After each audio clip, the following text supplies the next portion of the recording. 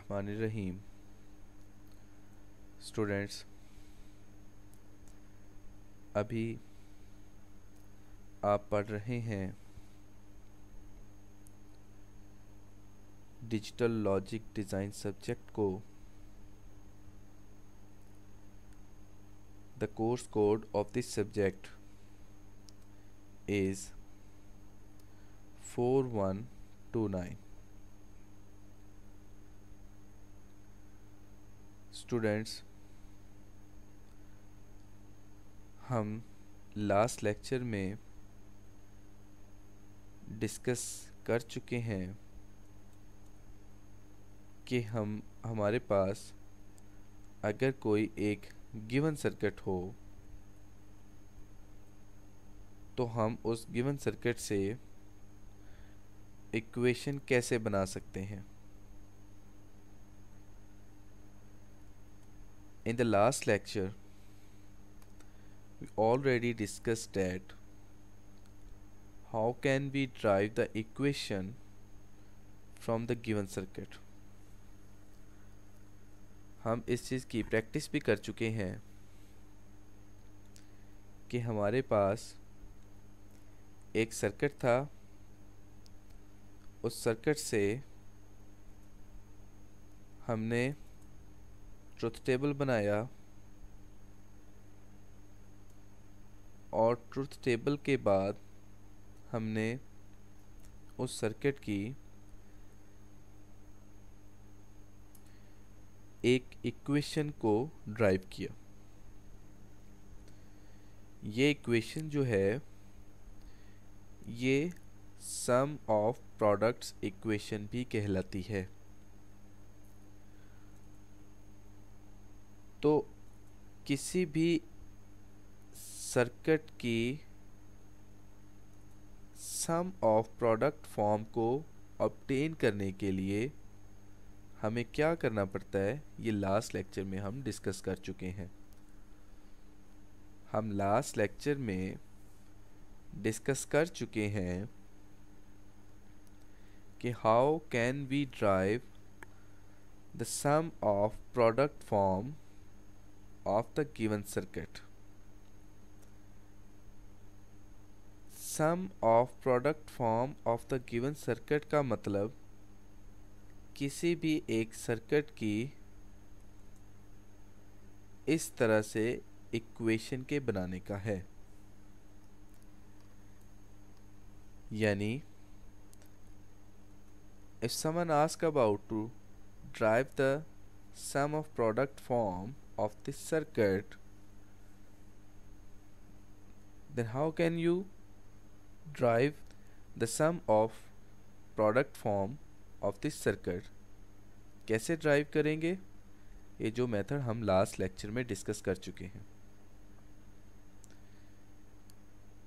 Circuit से truth table और truth table से इक्वेशन सम ऑफ प्रोडक्ट। आप इक्वेशन को भी थोड़ा सा देख सकते हैं।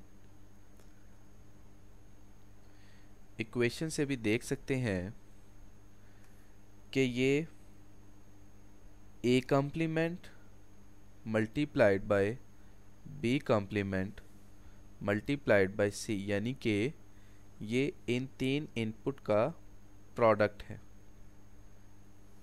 तो ये देखें,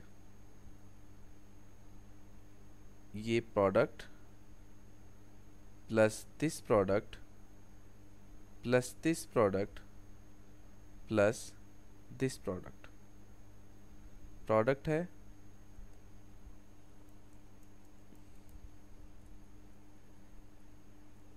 एक ये प्रोडक्ट आ गया,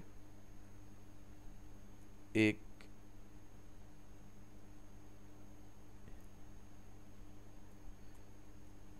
ये प्रोडक्ट आ गया और एक ये प्रोडक्ट आ गया और इसी तरह एक ये प्रोडक्ट आ गया। तो ये चार प्रोडक्ट का अगर हम सम लें तो इसको हम कहते हैं सम ऑफ प्रोडक्ट।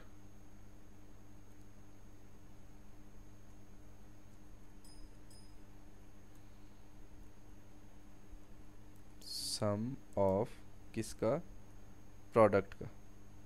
ये देखिए ये सम है, ये सम ले रहा है, ये देखिए ये सम, एडिशन हो गया ना, तो ये सम है। सम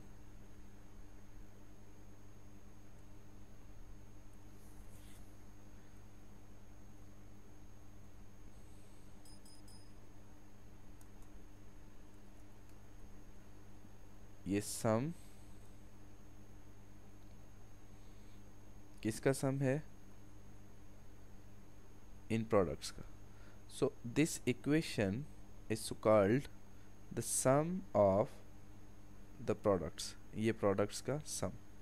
तो अगर कोई स्टूडेंट्स आपको अगर कोई कहते कि how can you drive the sum of product form of the given circuit, इस एक सर्किट की सम ऑफ प्रोडक्ट फॉर्म कैसे ड्राइव करेंगे, तो आप इस तरह से एक इक्वेशन जो बनाएंगे इसको आप सम ऑफ प्रोडक्ट फॉर्म कहेंगे। तो लास्ट लेक्चर में हम ये सम ऑफ प्रोडक्ट फॉर्म बना चुके हैं। हमें अब इस एक कॉम्प्लिकेटेड इक्वेशन से इस एक कॉम्प्लिकेटेड इक्वेशन को सिंप्लीफाई करके सिंपल इक्वेशन में कन्वर्ट करना है। तो एक कॉम्प्लिकेटेड इक्वेशन को सिंपल इक्वेशन में कन्वर्ट कैसे किया जा सकता है, इसके लिए बूलियंस लॉ कुछ हैं जिनको हम वन बाय वन डिस्कस करेंगे। इन लॉ में सबसे पहले स्टूडेंट्स आप ये देखें कि अगर कोई एक ऐसी इक्वेशन हो a+0, तो इसका सॉल्यूशन क्या आएगा। तो जाहिर सी बात है कि अगर हमारे पास एक इक्वेशन a+0 हो तो उसका आंसर a आएगा। And if a is multiplied by 1, the answer is a. So students, अगर हम किसी भी इनपुट में कोई चीज़ ऐड करें और आंसर वही आ जाए, तो ये एडिशन वाली ये जो क्वांटिटी है इसको हम आइडेंटिटी एलिमेंट कहते हैं। Identity element with respect to addition, and this is the identity element with respect to multiplication. So 0 is the identity element for plus operation यानी addition operation, and 1 is the identity element for the product operation. So students, इस formula को आप अच्छी तरह से जहन में रखिएगा। मैं फिर रिपीट करवाता हूँ, that a+0 equal to a and a multiplied by 1 equal to a। इसको अच्छी तरह से रिमेंबर रखिएगा।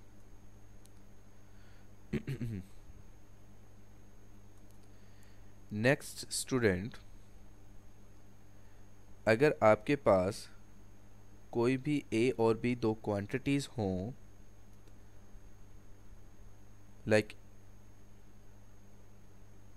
a एंड b, ये जो दिया,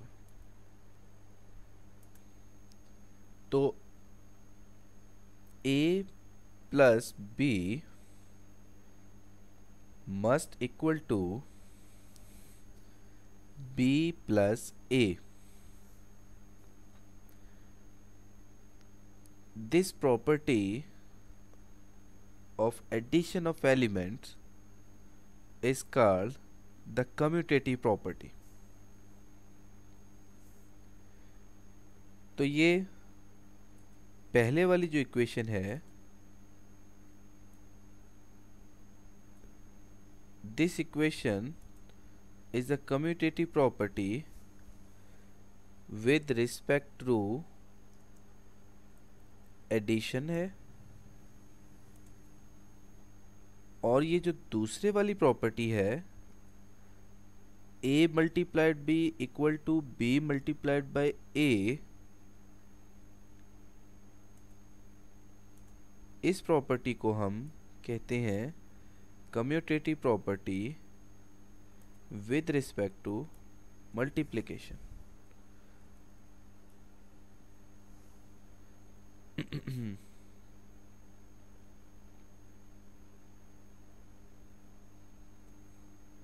इसी तरह एसोसिएटिव प्रॉपर्टी भी, कि अगर if we have A B and C, A B C की एसोसिएटिव प्रॉपर्टी क्या होगी, that is A plus into B plus C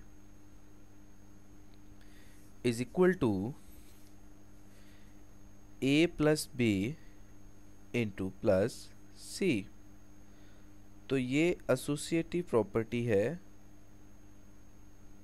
with respect to addition, ये विद रिस्पेक्ट टू एडिशन वाली। इसी तरह associative property for 3 numbers A, B and C with respect to multiplication is A multiplied by into B dot C is equal to A dot B into C. So this is the associative property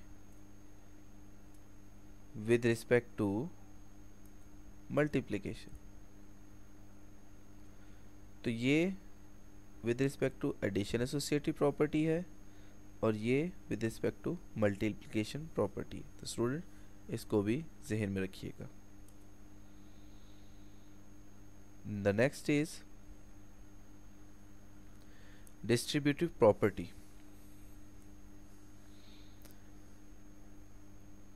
distributive property क्या होगी,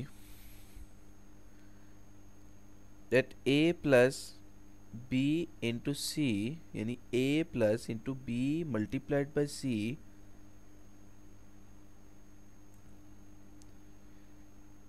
this must be equal to A multiplied by A plus B multiplied by A plus C. ये देखें, ये equation students आप ज़हन में रखिएगा। This equation.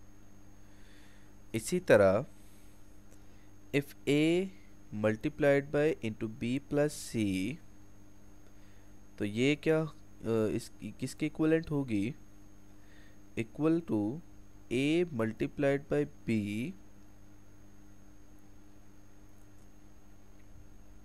Plus A multiplied by C. तो ये पहले वाली जो है इसे हम कहेंगे distributive property with respect to addition, ये है विद रिस्पेक्ट टू एडिशन।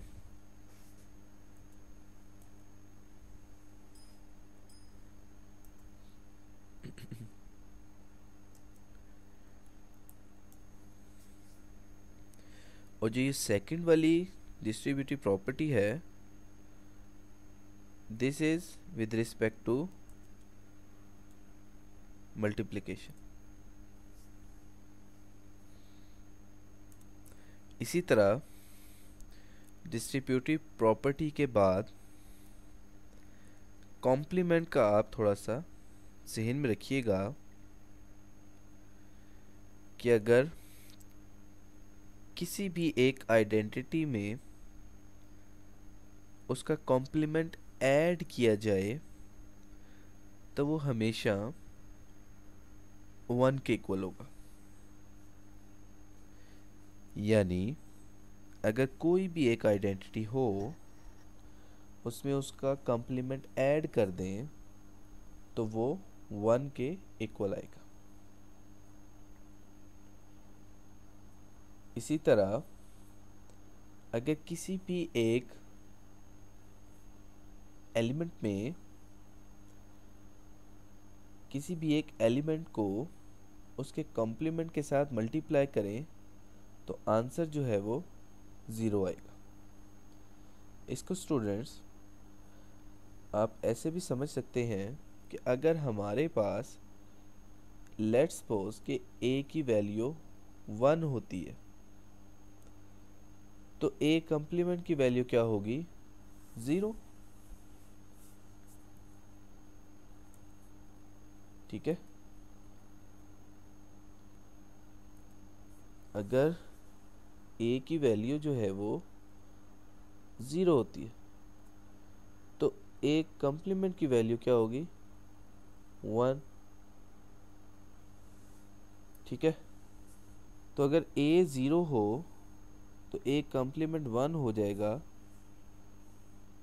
तो 0 + 1 = 1। और अगर इसके रिवर्स आप अगर वैल्यूज़ को चेक करें, यानी कि अगर आप इसको a को कंसीडर करें 1 वैल्यू, आप फर्ज कर लें a जो है वो 1 है और a कॉम्प्लीमेंट जो है वो 0 है, फिर भी ये रूल्स यू विल कि ये रूल्स ठीक साबित होंगे। तो हम पहली वाली वैल्यूज़ के लिए देखते हैं कि ये रूल ठीक होता है या नहीं। ऑब्वियसली स्टूडेंट्स मुझे ज़्यादा समझाने की ज़रूरत नहीं है, आप देख सकते हैं कि अगर a की वैल्यू 0 होगी तो ऑब्वियसली उसके कॉम्प्लीमेंट की वैल्यू 1 होगी, यानी 0 + 1 = 1 आएगा। फ़र्ज़ कर किया कि a की वैल्यू 0 नहीं है जी, a की वैल्यू 1 रखनी है, तो क्या होगा? तो फिर a की वैल्यू 1 आप जो है वो इस इक्वेशन में पुट करके इसको वेरीफाई कर सकते हैं कि अगर a की वैल्यू 1 हो जाती है तो a कॉम्प्लीमेंट की वैल्यू 0 हो जाएगी। ठीक है, तो ओवरऑल क्या होगा? 1 + 0 = अगेन 1। तो a की किसी भी वैल्यू के लिए ये इक्वेशन जो है वो ट्रू है। इसी तरह दूसरी इक्वेशन में भी आप वैल्यूज़ पुट करके चेकआउट कर सकते हैं। स्टूडेंट्स, पहली वैल्यू a 0 हो तो a कॉम्प्लीमेंट 1 होगा, 0 × 1 = 0। और इसी तरह ये इक्वेशन इन वैल्यूज़ को भी वेरीफाई करती है। नाउ स्टूडेंट्स, इन दो इक्वेशंस को भी हमेशा जहन में रखिएगा। These are very important equations in order to solve the equation। ये किसी भी एक इक्वेशन को सॉल्व करने के लिए इंतहाई इम्पॉर्टेंट इक्वेशंस हैं। यानी if you have the three quantities a, b and c और वो इस कॉन्फ़िगरेशन में जुड़ी हुई हैं a + b डॉट c में, so this must be equal to A plus B multiplied by A plus C. ये देखें, तो ये भी काफ़ी याद रखने वाली इक्वेशन है in order to solve the long equations. The same for this equation, that is a plus bc equal to a plus b into a plus c। इसको भी स्टूडेंट्स आप ये इक्वेशन को भी याद रखेंगे। तो स्टूडेंट्स मैं ये जो इक्वेशंस आपको बता रहा हूँ, जो रूल्स आपको ये बता रहा हूँ, आप इनको अच्छी तरह से याद कर लीजिएगा, ताकि जब कभी आप एक बड़ी इक्वेशन को देखें तो ये रूल उस इक्वेशन में इम्प्लीमेंट करके आप इक्वेशन को सिंप्लीफाई कर लें।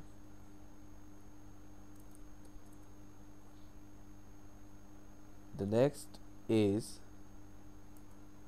आप स्टूडेंट्स ये इक्वेशन भी जहन में रखिएगा, that A plus B C equal to A plus B into A plus C. इसी तरह ये देखें, A into B plus C equal to A B plus A C. So students ये भी काफ़ी इम्पोर्टेंट इक्वेशंस हैं, इनको भी आप याद रखिए। ये इक्वेशंस, आपको इक्वेशंस जो नज़र आ रही हैं, इन एक्चुअल ये रूल्स हैं कि अगर कोई भी इक्वेशन इस तरह से लिखी हो तो आप इसको इस तरह से भी लिख सकते हैं। ये रूल है, जनरल रूल है। सो ये दो इक्वेशंस भी ज़हन में रखिएगा। स्टूडेंट्स एक और बात याद रखिएगा कि ये जो डबल इन्वर्स होता है किसी भी एक वैल्यू का, वो वही वैल्यू आ जाती है। यानी अगर आप ज़ीरो का इन्वर्स लेना चाह रहे हैं तो ज़ीरो का इन्वर्स क्या होगा? ऑब्वियसली ज़ीरो का इन्वर्स 1 होगा, और अगर हम ज़ीरो का डबल इन्वर्स लें, मतलब ज़ीरो का सिंगल इन्वर्स 1 और फिर 1 का इन्वर्स क्या होगा? 0।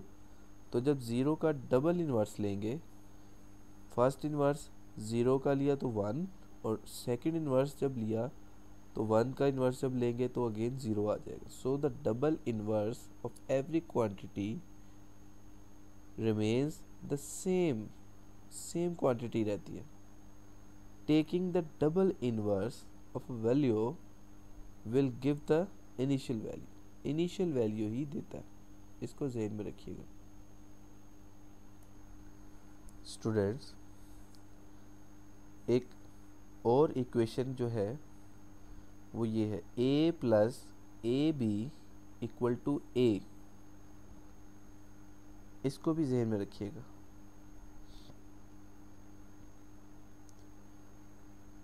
And also a into A plus B equal to a।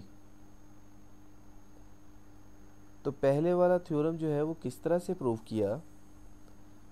a plus A B equal to a multiplied by 1 plus A B. हम क्या a को लिख सकते हैं a मल्टीप्लाइड बाय 1। उसके बाद a कॉमन लिया, 1 प्लस b। तो 1 प्लस बी या b प्लस 1 इक्वल टू हमेशा 1 के होता है, तो इक्वल टू a। तो इस तरह से a plus A B equal to a आ जाता है। तो स्टूडेंट्स दूसरा थ्योरम आप प्रूव कर लेंगे।